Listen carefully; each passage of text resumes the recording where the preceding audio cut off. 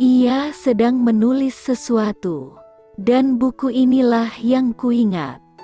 Kubuka perlahan-lahan buku itu dan baru ku tahu kalau semua isinya berupa rencana, jadwal meeting, nomor telepon, catatan kejadian dan sebagainya. Sepertinya buku ini berisi tentang semua pekerjaan yang pernah dilakukan Kak Malik. Tak ada yang istimewa karena banyak yang tak ku mengerti. Apalagi rata-rata semua catatan itu ditulis dengan terburu-buru. Agak sulit terbaca. Melihatku yang sedikit kebingungan, Mas Doni menunjuk pada tanda post-it kecil dalam buku agenda itu. Aku tersenyum malu dan mengangguk, mengikuti petunjuk Mas Doni. Membuka lembaran yang tertempel post-it.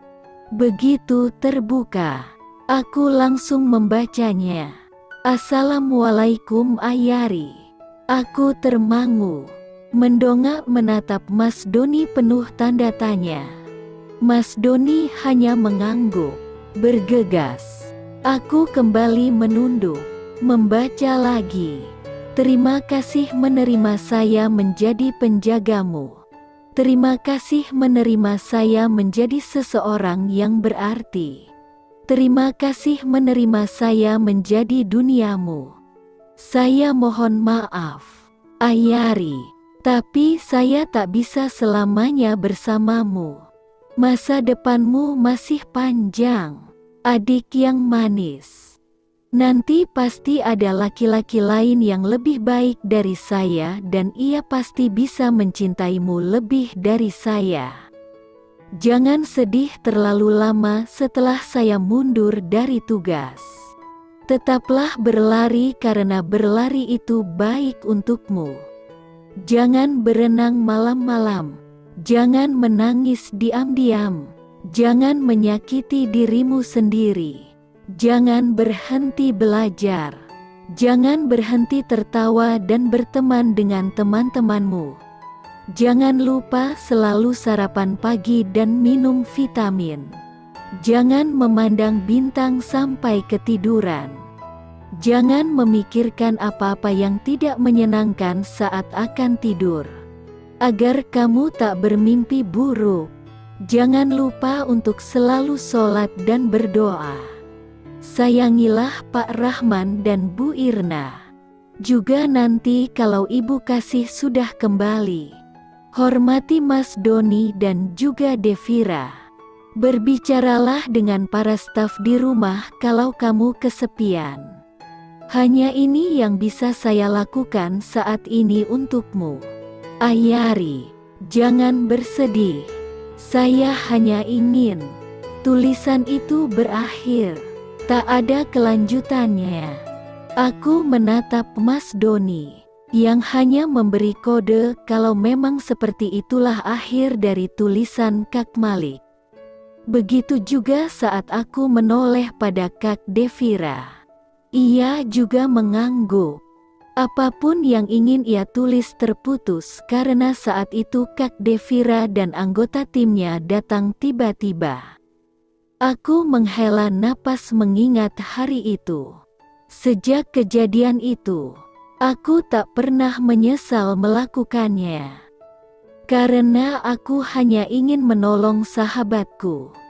Tapi sekarang aku menyesal karena Kak Malik harus mengetahui pelarianku lebih cepat dari dugaanku. Lebih menyesal lagi sekarang. Karena Kak Malik tak bisa menyelesaikan suratnya untukku. Jangan menangis diam-diam. Air mata yang biasanya selalu kutahan, kubiarkan mengalir jatuh. Seperti pesan Kak Malik, aku membiarkan orang lain melihatnya. Kak Devira segera memelukku. Membiarkan air mataku membasahi jaket bomber yang ia pakai. Sambil menangis, ku pegang erat-erat buku agenda milik Kak Malik itu. Mengingat semua pesan yang ia tulis. Benar-benar khas Kak Malik. penuh kata "jangan" dan serangkaian perintah.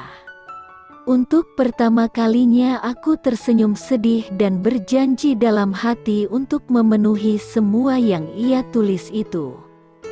Aku hanya berharap, sekecil apapun harapan itu, dengan menjalani hidup seperti yang diinginkan Kak Malik, suatu hari nanti entah kapan, di mana saja, aku dipertemukan dengannya lagi sebagai hadiah dari Allah. Aku yakin, selama tak ada bukti kematiannya, Kak Malik pasti hidup di suatu tempat. Hari-hari berlalu begitu cepat kalau dilewatkan dengan kesibukan. Aku rasa itu falsafah yang benar setelah merasakannya beberapa tahun terakhir ini. Semuanya sama saja. Rutinitas kuliah, bergaul dengan teman-teman kampus, menghabiskan waktu bersama ibu dan papa bergantian. Dan tentu saja aku masih berlari. Sekarang lari malah jadi olahraga favoritku. Kemampuanku berlari berkembang pesat. Mas Doni malah membuatku menjadi atlet maraton setelah ia diam-diam mendaftarkanku berkompetisi. Satu kompetisi, diikuti kompetisi-kompetisi lainnya, dan akhirnya aku menjadi salah satu atlet nasional yang mulai diperhitungkan di Indonesia. Hari ini sekali lagi aku memenangkan kejuaraan lari maraton antar mahasiswa se-Indonesia yang diadakan Kementerian Pemuda dan Olahraga. Seperti yang diduga semua orang, aku memenangkannya. Kejuaraan terakhir sebelum menunggu wisuda. Berapa tahun berlalu sejak aku berpisah dengan Kak Malik, 4 atau 5 tahun? Waktuku berjalan begitu cepat, hingga kadang aku tak lagi mengetahui tanggal dan hari. Yang ku tahu, rasanya baru kemarin aku memulai kelas di kampus ini. Lalu sekarang hasil kerja kerasku diterima dengan mudah. Bahkan skripsiku menjadi pembicaraan banyak orang. Sepertinya pengaruh ibu yang mendatangkan teman-teman alumninya di Jerman berhasil membantu proses belajarku menjadi lebih efektif. Beberapa hari terakhir, aku mendapat banyak respon dan tawaran bagus. Semuanya menarik.